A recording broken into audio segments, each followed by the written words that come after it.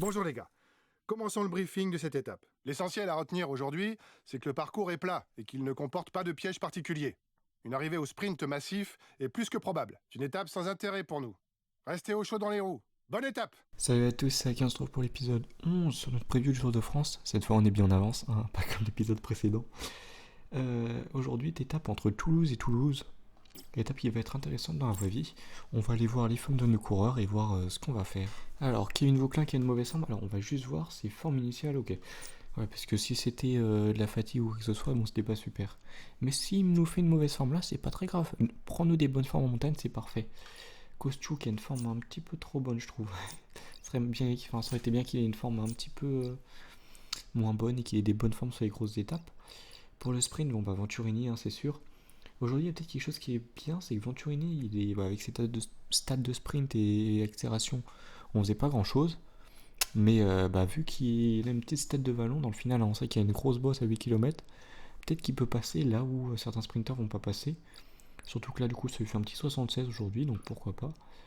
Et puis nous, on va partir avec Mathis Lebert en échappée pour faire des kilomètres et pour éviter de fatiguer Costu, Rodriguez et Vauquelin qui vont être utiles en montagne pour le classement grimpeur. Et puis un petit peu général, Vauquelin, je pense pas qu'il va pouvoir partir dès demain, mais il pourra partir après sûrement parce qu'il sera un petit peu plus loin après le chrono. Donc voilà, il jouera le maillot à poids aussi avec Christian Rodriguez parce que Costu est un petit peu light quand même en montagne, hein, donc même avec des bonnes formes, ça risque d'être un petit peu juste, hein. Rodriguez avec une forme normale est meilleur que Costu en excellente forme, donc bon. Et puis pareil pour Vauquelin. Allez, là on est parti avec Mathis Lebert pour l'étape être en échappée sur l'étape entre Toulouse et Toulouse.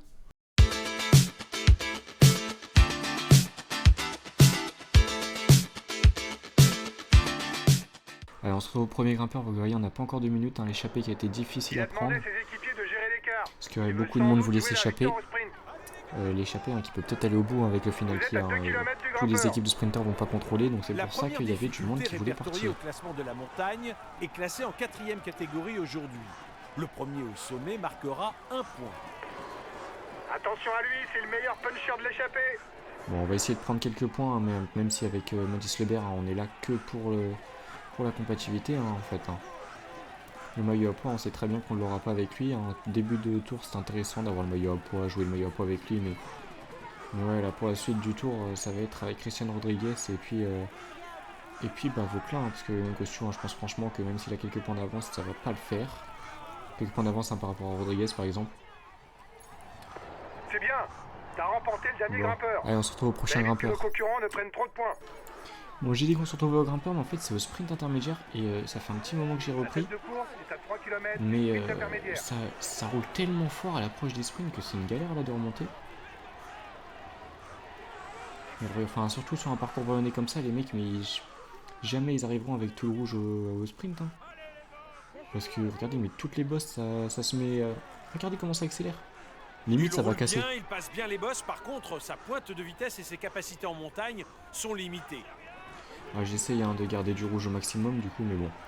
Un petit peu compliqué. Après, on a perdu pas beaucoup de rouge. Après, l'objectif, c'est quand même d'être placé, hein, parce que si on n'est pas placé pour faire le sprint, bah, ça sert à rien d'avoir de quoi faire le sprint. Mais bon. La montagne, allez, c'est bon, on a réussi à se replacer. Il est plutôt à classer comme puncher, rouleur, avec un bon finish en petit groupe. Allez, on est à 2 km, on n'est pas loin du sprint inter. Le leader a assez de points d'avance. Ouais, il a assez de points, mais l'objectif, ça va être de remonter quand même un petit peu. Est-ce qu'on peut essayer de remonter à faire mesure des étapes? Allez, on a lancé, on est le premier à avoir lancé. Il y a Jake Stewart sur notre gauche, Jordi Meus et Philipsen aussi. Il faut pas se faire. Regardez. Bon, l'objectif, ça va être de perdre le moins de points au final possible sur Philipsen. Bon, et là, on va se retrouver par contre au prochain grimpeur. Cette fois-ci avec Mathis Lebert. Puis on espère que dans le final, Philipsen ne va pas passer, contrairement à Venturini. Bon, on se retrouve au grimpeur suivant. J'ai déjà donné le ravitaillement à Mathis Lebert parce que ça roule comme pas possible. Le peloton est déjà revenu à 2 minutes. Donc ils ont l'air de vraiment vouloir. Et puis ici d'avoir étape, regardez, personne à la barre complète dans le peloton, donc c'est pour vous dire. Est-ce qu'on a du monde? Venturini est protégé, ouais. Vauquelin, il n'y a pas forcément besoin de le protéger, mais bon. Allez, on va quand même le protéger. Allez, Raoul Garcia Pierre va nous protéger, Vauquelin, voilà, parfait. les coureurs entament une succession de 3 côtes Allez, de là, va pas quatrième falloir lancer trop catégorie. tôt. Elles n'ont rien d'insurmontable, mais pour les équipes qui voudraient mettre en difficulté les sprinteurs, c'est déjà le moment de passer à l'action. Allez, on suit Mike Tennyson, on se met dans son sillage, hein, parce que là, je pense que ça va juste être qui craque en premier, parce que la personne doit avoir beaucoup de rouge. Ah, regardez, Mike Tennyson plus costaud sur cette bosse. Hein. Et nous, ça se joue avec Cyril Barthes en soi. Hein. Voilà le classement du dernier grimpeur. Je rêve où il était en train de voler là. Bon, allez, on se retrouve au prochain grimpeur. Ok, c'est Et je sais pas si on va pouvoir passer le grimpeur en fait. Hein. Parce que là, ça va être bien La compliqué. prochaine difficulté sera de nouveau classée en 4e catégorie. Il y aura donc encore un point Bon, pour on va le essayer de premier au s'accrocher le plus sommet. longtemps possible hein, pour le prix de la combativité, bien sûr. La combativité de fin de tour, donc ouais, on essaie juste de s'accrocher au groupe, voilà. Et puis bon, défaillance. C'est fini pour nous à l'avant. On va passer sur Venturini. Et là, par contre, ce qui va être intéressant, c'est que pour l'instant, on va pas rouler, mais on va faire rouler un moment pour essayer de faire sauter le maximum de sprinters. Alors regardez, j'ai fait relever Mathis Lebert, et Mathis Lebert, il va tout de suite se mettre à 110. Jusqu'à ce qu'il craque en fait tout simplement pour essayer déjà de faire un petit peu mal et rendre la course difficile. Allez, on est à 32 km, regardez, on est à 1 km du sommet là.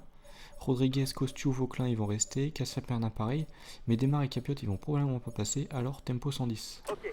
On va relayer à bloc. Ok, on finit tranquille. Bon, on va se faire la montée quand même. Allez, par contre, ouais, si ça monte pas comme ça, Philipsen il va passer et si ça monte pas à fond. L'objectif c'est de faire sauter les sprinters qui sont moins forts que nous. En vallon, hein, je parle. Donc ce serait bien en fait, et vous savez quoi, Garcia Pierre. Oh mais, où j'ai fait une boulette, c'est pour ça. Voilà, hop, ils passent tous à 110. Garcia Pierna démarre Capiot. Costiu va se mettre à 110 aussi. Ok, on va Rodriguez relayer à bloc. va venir protéger Ventu. Voilà. Et comme ça, là, je pense bien qu'on est protégé. bon. Hein. Là, on va faire mal à tous les sprinters. Regardez, il y a un bon enchaînement. Il y a des boss qui sont pas répertoriés. Hein. Aussi, regardez les deux prochaines. Elles sont pas répertoriées au classement de la montagne, mais elles montent. Hein. Donc, il y a moyen de, pourquoi pas faire des dégâts. Parce que, allez, on voit des équipes de sprinters qui montent pas à fond. On va donner déjà le ravitaillement, voilà. Hop. D'accord, on se ravitaille. Elle monte pas à fond et elle renvoie après les boss. Donc si on peut essayer de faire péter dans les boss, ça peut être bien. Alors, on se retrouve dans la prochaine boss. Allez, tout le monde a pris son gel dans l'équipe. Les coureurs nos équipiers qui continuent de rouler. Ça étire pas tant le peloton que ça parce qu'on était sur une portion assez plate. Et ils sont en train de s'échapper. Bah si Costiu démarre et Capiot s'échappe, moi je dis pas non. Hein. Au pire, à 3 ils peuvent peut-être aller loin. Puis ça va forcer le peloton à rouler pour revenir dessus. Hein. Bon après ils ont pas beaucoup de réserves mais bon. Plus que 20 km pour le groupe de tête. Allez, là il va falloir essayer de se replacer par contre. Alors là, on va quand même leur de... Et Costiu est pas mal hein, en énergie. Est-ce qu'on leur demande de se relever? Je sais pas. Là, vous savez qu'on va quand même leur demander de se relever, ouais. Hop. Attends, voilà. Et on se retrouve dans le prochain grimpeur. Ok, je finis tranquille. Nous sommes maintenant au pied de l'avant-dernière difficulté, la côte de Vieille-Toulouse, 1 km 600 à près de 7% de pente moyenne. Une fois au sommet, il restera moins de 5 km pour atteindre la côte de Pêche-David. Regardez, Phil Bolos, Paul Pénoët et tout qui sont déjà distancés sur le côté, donc ça fait mal. Et j'ai mis tout le monde à rouler, hein, même Vauclin et Christian Rodriguez. Après, et attendez, regardez là, on a Costiu qui est pas mal avec nous. Donc, Ça bouge en tête du peloton. est-ce que Vauclin a besoin de rouler là tout de suite? Si on sort, au pire, c'est pas grave. Regardez, on va le laisser en tempo 80 là pour qu'il reste placé les deux. Ok, on relaye. Ah, ils sont rentrés donc hop, on remet tout le monde à 110. Et Pogacar qui tente de rouler quand même, enfin il est revenu sur nous. Et là par contre c'est parfait, là regardez, on sort avec les Pogacar et les Martinez. La démarque est mort, bon on va lui dire de s'arrêter. Ok, on va relayer à bloc. Et Wayne Costiu qui repasse, il reprend quelques points On a là. assez de points d'avance pour le maillot à Et poids. Rodriguez qui prend ce premier point aussi, ça c'est intéressant. Continuez comme ça. Regardez, on est sorti à 8 là. Et je pense que, regardez, Caden Groves qui est pas passé. Ok, je finis tranquille.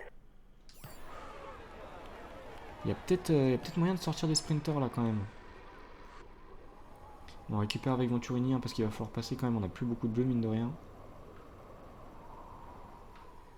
Samuel Watson. Voilà. Samuel Watson s'est pas passé aussi. Philipsen hein, qui est encore là. Hein. C'est Philipsen, Milan et tout. C'est des coureurs qu'il faut faire sauter. Donc ouais, va falloir espérer qu'ils aient moins de bleus que nous encore. Puis là, on est obligé de rouler à fond, hein, vu qu'on fait rouler à fond. Parce que ouais, si on essaie de récupérer, mais que ça permet à Mirlir et Philipsen de récupérer et de passer, bon, ce serait un peu dommage. Et j'hésite même si on n'en mettrait pas une avec un Voici Vauclin. la fameuse côte de pêche David pour la tête de course. C'est Ouais, il va court, falloir passer seulement là. 800 mètres, mais avec près de 12% de pente moyenne, ce sera suffisant pour que les plus forts y fassent la différence. Allez, Raúl Garcia Pierna et Christian Rodriguez, tranquille. Ok, il est tranquille. Et je crois que tout le monde est dans le dur. Hein. Y compris Kike. Regardez, il est pas si bien que ça. Kevin et Owen là qui vont chercher des points en plus. Au classement de la montagne. Et, attendez, on est en train de sortir à 3 là. Hein. Tout le monde est cramé derrière. Au sommet de Pêche David, personne n'a fait la différence de manière significative. Il va falloir être rusé pour éviter un sprint à Toulouse. Alors, on va leur demander de rouler à 100. Le maillot jaune attaque derrière toi. Là, par contre, Kevin, il va falloir qu'il nous attend. Hein. D'accord, j'attends. Attention, il va essayer de partir en contre. Ah, et là, il va falloir récupérer.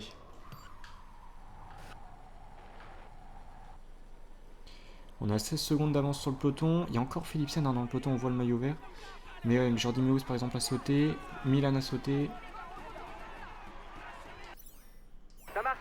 J'ai relayé fort. Après il est passé, mais est-ce qu'il a beaucoup de bleu? Par contre là, ce serait bien que vous rouliez. Hein.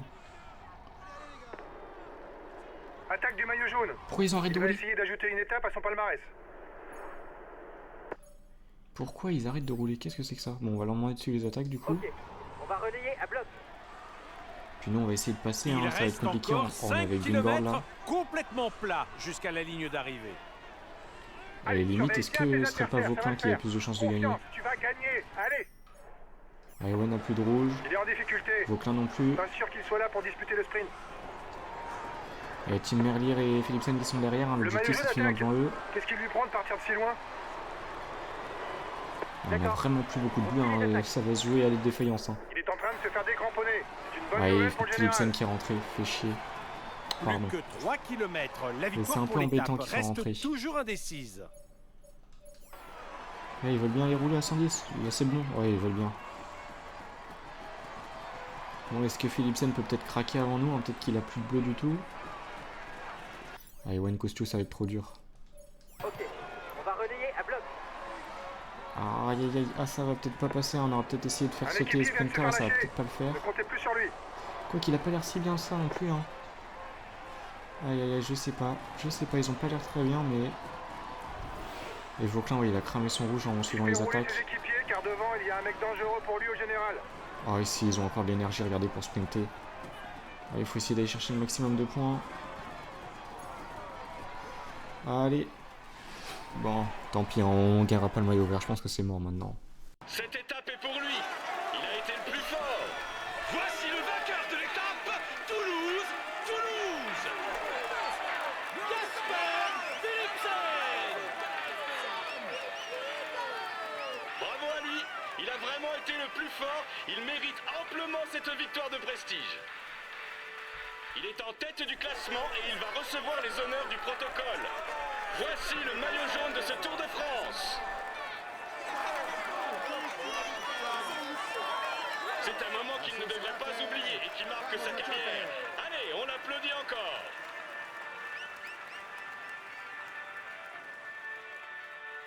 Il est dans une forme étincelante et vous pouvez l'applaudir bien fort.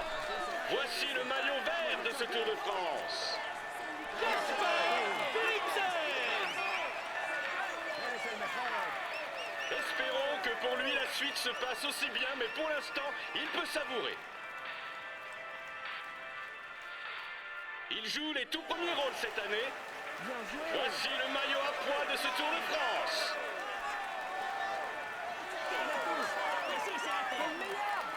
Espérons que pour lui la suite se passe aussi bien, mais pour l'instant, il peut savourer.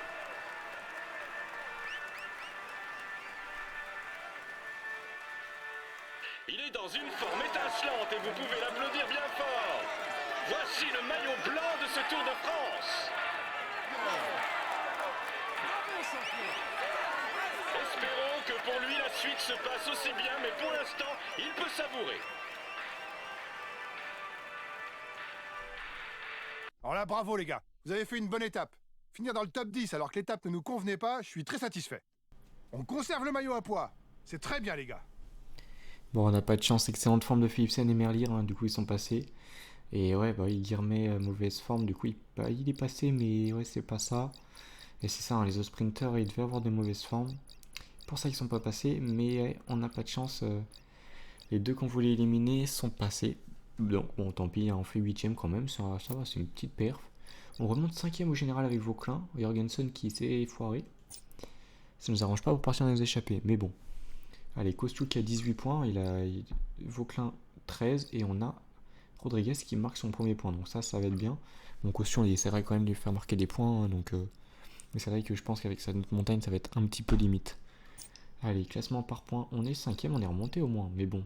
Ouais, on est trop loin, le classement par points là c'est vraiment foutu. On peut peut-être essayer de tenir un top 10, surtout qu'on a Vauclin derrière, bon, on verra. Classement des blancs, on est tout le temps 2ème. Classement du maillot blanc, hein, je parle. Classement par équipe 5ème tout le temps, et puis on a les deux classements de la compétitivité. Bon, Cyril Barth qui a encore fait des kilomètres, un petit peu embêtant, mais bon. Avec Kostiuk qui repartira dans l'échappée, Lebert qui repartira aussi dans certaines pour aider. Bon, ça devrait le faire, hein, on devrait finir à plus de 1000 km avec notre premier coureur. Bon, vu qu'on a vu tous les classements, moi je vous propose qu'on se retrouve demain pour la 12e étape, preview de la 12e étape. Et pour le moment, je vous dis à la prochaine, c'était Ake, bye.